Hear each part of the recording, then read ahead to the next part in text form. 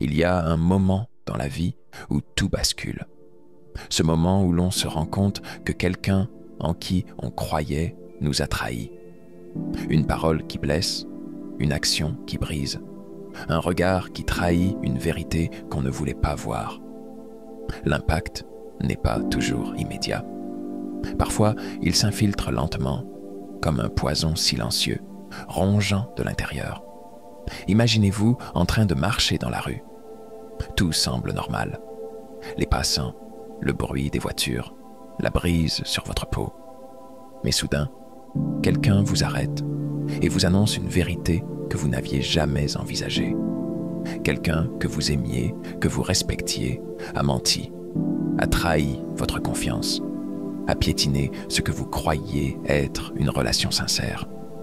Votre cœur se serre, votre respiration devient plus rapide, votre esprit s'emballe, repassant chaque détail, chaque souvenir, cherchant des indices que vous auriez pu manquer. Mais le pire, ce n'est pas la trahison elle-même. Le pire, c'est cette sensation de vide, ce sentiment d'avoir été manipulé. On entend souvent dire que la douleur physique est plus supportable que la douleur émotionnelle, parce que les blessures du corps guérissent avec le temps. Mais celles du cœur, elles laissent des cicatrices invisibles qui s'ouvrent au moindre souvenir. Ceux qui trahissent comptent sur une réaction. Ils s'attendent à des cris, à des pleurs, à des questions. Ils attendent que vous vous accrochiez, que vous cherchiez une explication, que vous donniez à leur acte une importance démesurée, parce que cela leur donne un sentiment de contrôle. Mais si vous faisiez autrement, si, au lieu de vous effondrer, vous laissiez le silence répondre à votre place. Carl Jung disait que l'ombre d'un individu se révèle lorsqu'il est contraint à l'introspection. Le silence, ce vide que vous laissez derrière vous, devient un miroir. Il force l'autre à faire face à ses propres actes sans échappatoire. Parce qu'en vérité, celui qui trahit ne s'attend pas à être ignoré. Il s'attend à être une obsession, à être le centre de votre douleur. Mais que se passe-t-il lorsqu'il se rend compte que vous êtes insaisissable, que son acte n'a pas brisé ce qu'il pensait détruire? Les trahisons ne se limitent pas aux relations amoureuses. Elles existent dans l'amitié, dans la famille, au travail. Un collègue qui vous poignarde dans le dos pour une promotion. Un ami d'enfance qui répand des rumeurs sur vous. Un membre de votre famille qui choisit de vous tourner le dos au moment où vous aviez le plus besoin de lui. Chaque trahison a un point commun.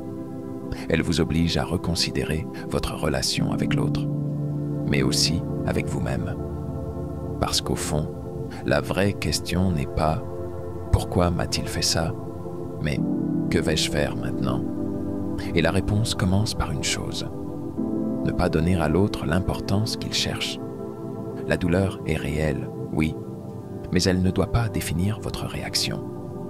Parce que celui qui vous blesse ne devrait jamais avoir le pouvoir de dicter la suite de votre histoire. Le silence, une arme sous-estimée, mais redoutable. Quand quelqu'un vous trahit, il s'attend à une réaction. Il veut voir le feu dans vos yeux, entendre la colère dans votre voix, sentir votre douleur transpercer chaque mot que vous prononcez. Parce que tant que vous réagissez, il existe encore dans votre monde. Il a encore une place dans votre esprit. Mais imaginez maintenant que vous ne dites rien. Pas un mot, pas un regard, pas même un soupir. Dans un premier temps, il ne comprendra pas. Il pensera que c'est une stratégie, une façon de le punir. Il attendra, convaincu que vous finirez par exploser. Mais plus le temps passe, plus l'inquiétude s'installe. Prenons l'exemple de Thomas. Il était avec Léa depuis 3 ans. Il la considérait comme acquise, sûr qu'elle serait toujours là, qu'il pouvait jouer avec ses limites sans jamais la perdre. Un jour, il l'a trompée, pensant qu'elle réagirait comme les autres fois. Une dispute, des pleurs, une rupture temporaire avant qu'elle ne revienne. Mais cette fois-ci, Léa n'a rien dit. Elle n'a pas pleuré. Elle ne l'a même pas confronté. Elle a juste disparu. Au début, Thomas s'est senti soulagé. Pas de cris, pas de drame.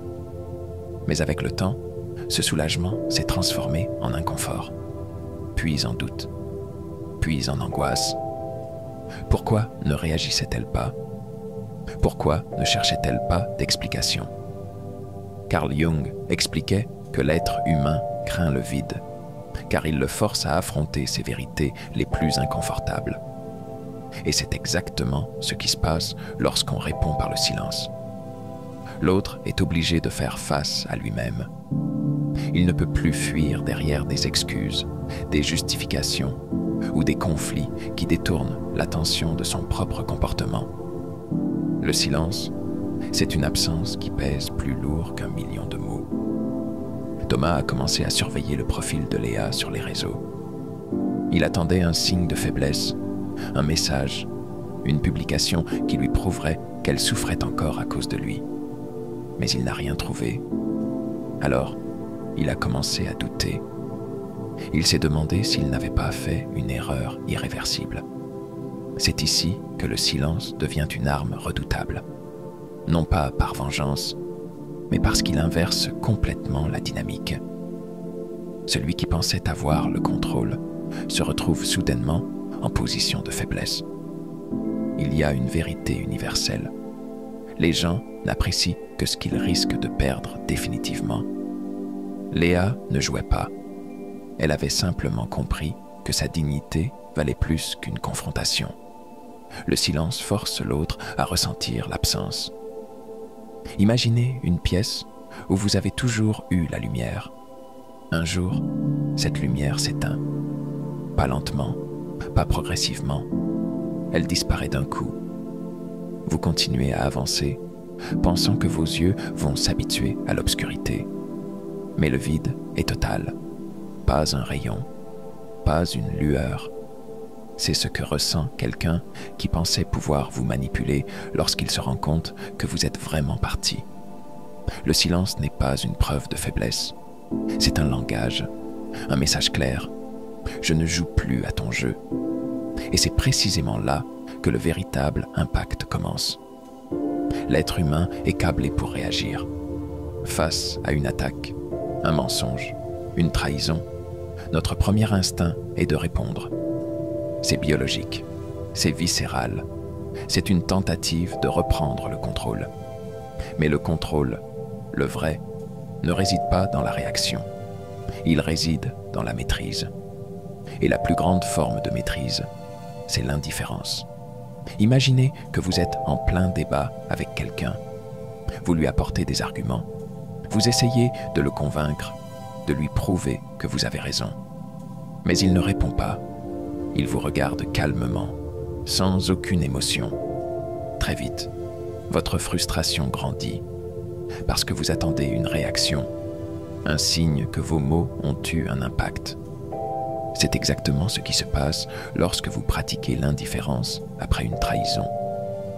Celui qui vous a blessé veut voir à quel point il a marqué votre esprit. Il veut tester son pouvoir sur vous. Mais si vous ne lui donnez rien, il est forcé de se demander « Ai-je vraiment autant d'importance que je le croyais ?» Prenons l'exemple de Camille. Elle était dans une relation toxique avec Julien. Il la manipulait, jouait avec ses émotions, revenait toujours après l'avoir blessée, convaincue qu'elle ne pourrait jamais vraiment partir. Un jour, Camille a compris que la meilleure vengeance n'était pas la colère, mais l'absence. Elle a coupé tout contact. Aucune explication, pas de message d'adieu, juste une disparition. Au début, Julien n'a pas pris ça au sérieux. Il pensait qu'elle reviendrait. Mais avec le temps, son ego a commencé à vaciller. Il a essayé de la provoquer, de la contacter, de la faire réagir. Rien. Et c'est là que l'indifférence devient une arme plus tranchante que n'importe quelle insulte. Carl Jung disait que rien n'est plus terrifiant pour un manipulateur que de perdre son emprise sur autrui. Parce que l'indifférence envoie un message clair. Je n'ai plus besoin de toi. Et c'est ça qui est insupportable pour quelqu'un qui se nourrissait de votre énergie. L'erreur que font beaucoup de gens, c'est de chercher à prouver à l'autre qu'ils vont bien. Publier des photos, montrer qu'ils sont heureux, essayer de rendre l'autre jaloux. Mais tout ça, c'est encore une réaction. La vraie puissance, c'est d'avancer sans chercher à prouver quoi que ce soit. Vous connaissez ce moment où vous réalisez que vous avez oublié quelqu'un qui autrefois occupait toutes vos pensées. Cette sensation de vide, mais un vide léger, libérateur. C'est exactement ce qui doit arriver. L'indifférence ne signifie pas que vous n'avez pas souffert. Elle signifie simplement que vous avez choisi de ne pas laisser cette souffrance vous définir. Celui qui vous a trahi s'attend à ce que vous soyez obsédé par lui. Mais quand il réalise que vous ne l'êtes pas, il se retrouve piégé dans son propre jeu. Et c'est là que la véritable dynamique change. Il y a une chose que personne ne vous dit sur la douleur. Elle ne disparaît pas du jour au lendemain. Elle ne s'efface pas comme un tableau blanc après une leçon. Non, elle s'infiltre. Elle reste tapie dans un coin de votre esprit, réapparaissant au moment où vous vous y attendez le moins. Vous marchez dans la rue et un parfum vous rappelle cette personne. Une chanson à la radio fait remonter un souvenir. Vous vous retrouvez à revivre encore et encore les moments passés, cherchant à comprendre ce qui a mal tourné. Mais voici la vérité. Comprendre ne sert à rien. Trop de gens se noient dans le « pourquoi ». Pourquoi m'a-t-il fait ça? Pourquoi m'a-t-elle menti? Pourquoi ai-je été naïf? Mais cette quête de réponse est une prison mentale. Elle vous maintient attaché à une histoire qui n'a plus lieu d'être. Se reconstruire, ce n'est pas obtenir des excuses. Ce n'est pas entendre l'autre dire « tu avais raison ». C'est choisir, chaque jour, de tourner la page sans attendre que quelqu'un d'autre l'écrive pour vous. Prenons l'histoire de Malik. Malik était un homme brisé. Il avait tout donné dans une relation qui, au final, n'avait fait que le détruire. Pendant des mois, il a cherché des explications, espérant qu'un jour, elle reviendrait avec des remords. Il scrutait ses réseaux sociaux, essayait d'analyser chaque détail, chaque photo, chaque phrase postée, jusqu'au jour où il a réalisé qu'il était le seul prisonnier de cette histoire. Alors, il a fait quelque chose d'extrême. Il a tout coupé, bloqué ses contacts, supprimé leurs photos, changé ses routines. Il a recommencé à s'investir dans ce qu'il aimait, dans ce qu'il avait négligé pour cette relation. Au début, c'était difficile. Il avait l'impression de se forcer. Mais petit à petit, il a senti quelque chose de nouveau, de l'espace. De l'espace pour respirer, de l'espace pour penser à autre chose, de l'espace pour devenir quelqu'un de différent. Carl Jung disait que la vraie transformation commence quand nous cessons de nous identifier à notre douleur. La douleur, elle ne s'en va pas, mais elle change de place. Elle devient un souvenir lointain au lieu d'être un poids sur votre poitrine. Vous ne vous reconstruisez pas pour prouver quoi que ce soit à l'autre. Vous vous reconstruisez parce que votre vie a plus de valeur que ce chapitre. Et un jour, sans que vous ne l'ayez prévu, vous réalisez que cette trahison, aussi violente soit-elle, n'a été qu'un tremplin. Parce que vous êtes toujours là. Vous avancez. Et c'est ça, la vraie victoire. L'une des choses les plus difficiles à comprendre dans notre vie, c'est que parfois, la seule manière d'avancer, c'est de lâcher prise. Cela semble paradoxal, n'est-ce pas? En particulier après avoir traversé une trahison ou une perte. On se dit qu'il faut tout contrôler, qu'il faut tout réparer. Mais souvent, c'est cette même volonté de contrôler qui nous empêche d'avancer. L'idée de lâcher prise n'est pas de se résigner ni de renoncer. Ce n'est pas un acte de faiblesse. Au contraire, c'est un acte de force intérieure. Prenons l'exemple de Sarah. Sarah était une perfectionniste. Dans sa carrière, dans ses relations, dans sa vie personnelle, tout devait être sous contrôle. Chaque décision, chaque moment devait être planifié, calculé, optimisé. Mais la vie, comme vous le savez, a une manière de surprendre. Un jour, tout s'effondre. Elle perd son travail, une relation importante se termine, et tout ce qu'elle pensait maîtriser lui échappe. Au début, elle se battait contre le chaos. Elle cherchait des solutions, des réponses à tout, pressée de remettre tout dans l'ordre. Mais après plusieurs mois de lutte, quelque chose a changé. Elle a compris que plus elle résistait, plus la situation semblait se compliquer. Alors, elle a pris une décision radicale. Laisser aller. Elle a pris du recul, accepté qu'elle ne pouvait pas tout maîtriser. Elle a choisi de vivre dans l'instant présent, d'accepter l'incertitude, d'accepter qu'il était parfois nécessaire de faire un pas en arrière pour mieux avancer. Cela ne s'est pas fait du jour au lendemain. Au début, c'était terrifiant. Mais au fur et à mesure, elle a commencé à se sentir plus légère, plus libre. La pression de la perfection a disparu, et avec elle, la peur constante de l'échec. Lâcher prise, ce n'est pas abandonner. C'est accepter que certaines choses échappent à notre contrôle. Et paradoxalement, c'est dans cet abandon que l'on trouve la véritable liberté. Comme le disait Lao Tzu, « Quand nous laissons aller ce que nous croyons être, nous découvrons ce que nous sommes réellement. » L'une des choses les plus difficiles à comprendre dans notre vie, c'est que, parfois, la seule manière d'avancer, c'est de lâcher prise. Cela semble paradoxal, n'est-ce pas? En particulier après avoir traversé une trahison ou une perte. On se dit qu'il faut tout contrôler, qu'il faut tout réparer. Mais souvent, c'est cette même volonté de contrôler qui nous empêche d'avancer. L'idée de lâcher prise n'est pas de se résigner, ni de renoncer. Ce n'est pas un acte de faiblesse. Au contraire, c'est un acte de force intérieure. Prenons l'exemple de Sarah. Sarah était une perfectionniste. Dans sa carrière, dans ses relations, dans sa vie personnelle, tout devait être sous contrôle. Chaque décision, chaque moment devait être planifié, calculé, optimisé. Mais la vie, comme vous le savez, a une manière de surprendre. Un jour, tout s'effondre. Elle perd son travail, une relation importante se termine, et tout ce qu'elle pensait maîtriser lui échappe. Au début, elle se battait contre le chaos. Elle cherchait des solutions, des réponses à tout, pressée de remettre tout dans l'ordre. Mais après plusieurs mois de lutte, quelque chose a changé. Elle a compris que plus elle résistait, plus la situation semblait se compliquer. Alors, elle a pris une décision radicale. Laisser aller.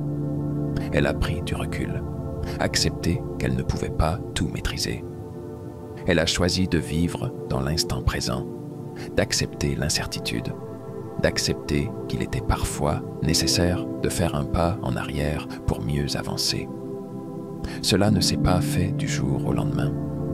Au début, c'était terrifiant, mais au fur et à mesure, elle a commencé à se sentir plus légère, plus libre. La pression de la perfection a disparu, et avec elle, la peur constante de l'échec. Lâcher prise, ce n'est pas abandonner. C'est accepter que certaines choses échappent à notre contrôle. Et paradoxalement, c'est dans cet abandon que l'on trouve la véritable liberté. Comme le disait Lao Tzu, « Quand nous laissons aller ce que nous croyons être, nous découvrons ce que nous sommes réellement. » L'une des choses les plus difficiles à comprendre dans notre vie, c'est que parfois, la seule manière d'avancer, c'est de lâcher prise. Cela semble paradoxal, n'est-ce pas? En particulier, après avoir traversé une trahison ou une perte. On se dit qu'il faut tout contrôler, qu'il faut tout réparer. Mais souvent, c'est cette même volonté de contrôler qui nous empêche d'avancer.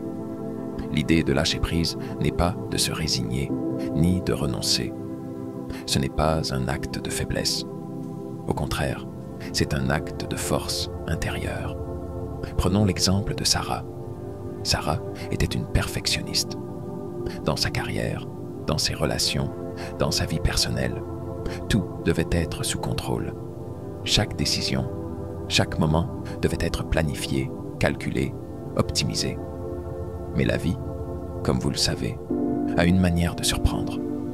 Un jour, tout s'effondre. Elle perd son travail, une relation importante se termine, et tout ce qu'elle pensait maîtriser lui échappe. Au début, elle se battait contre le chaos. Elle cherchait des solutions, des réponses à tout, pressée de remettre tout dans l'ordre. Mais après plusieurs mois de lutte, quelque chose a changé. Elle a compris que plus elle résistait, plus la situation semblait se compliquer. Tout ce qu'elle tentait de réparer ou de reprendre en main semblait glisser entre ses doigts. C'est à ce moment-là qu'elle a réalisé une vérité simple, mais puissante. Plus elle résistait, plus elle alimentait le chaos. Elle se battait contre des forces invisibles, des événements qui ne pouvaient pas être contrôlés. Elle s'épuisait dans une lutte incessante, oubliant que la vraie force n'est pas dans la lutte, mais dans l'acceptation. Alors, elle a pris une décision radicale, laisser aller. Elle a pris du recul, accepté qu'elle ne pouvait pas tout maîtriser. Elle a choisi de vivre dans l'instant présent, d'accepter l'incertitude, d'accepter qu'il était parfois nécessaire de faire un pas en arrière pour mieux avancer.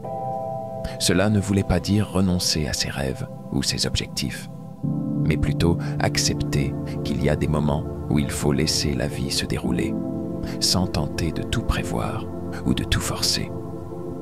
Lâcher prise, c'est comprendre qu'il y a des choses que nous ne pouvons pas changer. Cela n'implique pas de s'asseoir et de laisser la vie nous écraser, mais de reconnaître les limites de notre pouvoir et de notre contrôle. Accepter que certaines choses échappent à notre prise, c'est un acte de courage, pas de faiblesse. La plupart du temps, nous avons peur de lâcher prise. C'est un instinct humain naturel.